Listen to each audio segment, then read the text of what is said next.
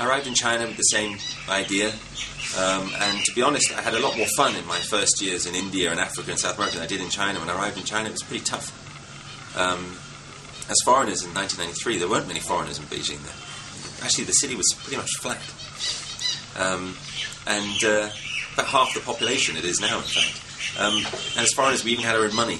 You know, we couldn't spend Chinese money. We had our own foreign money called FEC, foreign exchange certificates.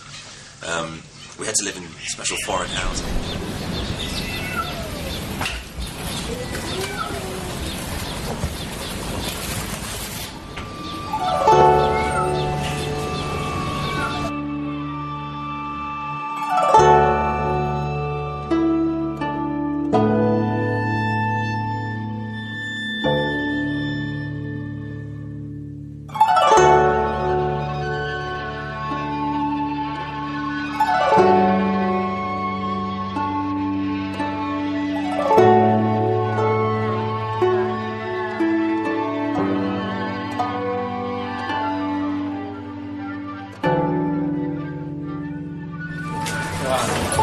The language was difficult too at the beginning.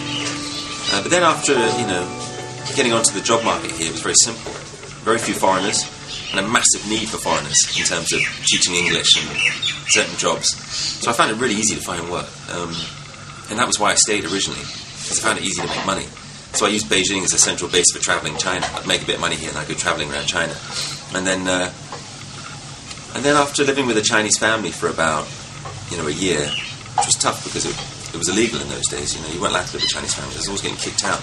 But I learned a lot from them, and I learned most importantly to speak Chinese. And then I really discovered that Beijing was like a city with a huge heart and tons of character. And it was actually a very creative city as well. And it was really can end up being the ultimate playground for an entrepreneur like myself, who had a lot of ideas and was always looking for opportunity. And it had great people. And Beijing's are some of the nicest people you'll ever meet in the world.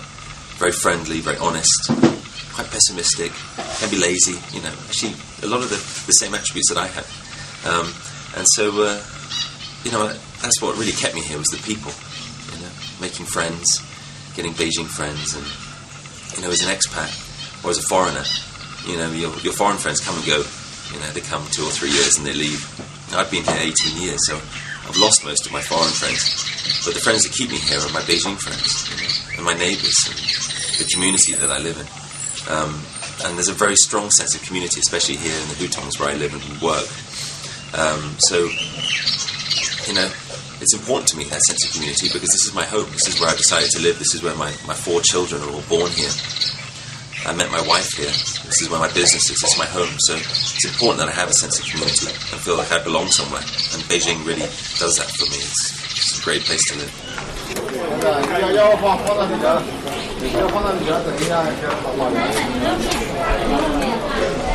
Very fortunate. I didn't really give anything an awful lot of thought. I just went to places and went to have fun, hang out, There's a word in Beijing we use a lot, which is hun, right? And hun basically means like to hang out, and Beijingers love to hun, and so do I. I really like just to hang out and have fun and take life at an easy pace. That's who I am, and that's what I did in Africa and South America and India. Rode a motorbike around a lot of India, and it was like a dream, I lived, I was at boarding schools in England, and it was quite a controlled lifestyle, and a lot of pressure from your family to succeed. And you grow up in a country like England that's very complex, in terms of your middle class, your upper class. The initial connection, the initial connection wasn't there, but as I learned Chinese, the connection was with the people. The Beijingers are just great people. They're very approachable, they're very honest, they're very straight, very uncomplicated people, and that's me, really. I'm a very uncomplicated person, and I've always said Beijing is a male city. It's very much like a man, It's like big, wide roads and square buildings and very oily food. It's very male, to me, and so it just really appeals to me. I'm a very simple guy. I like to drink my beer, smoke my cigarettes, I like to hang out with my mates, take life at an easy pace.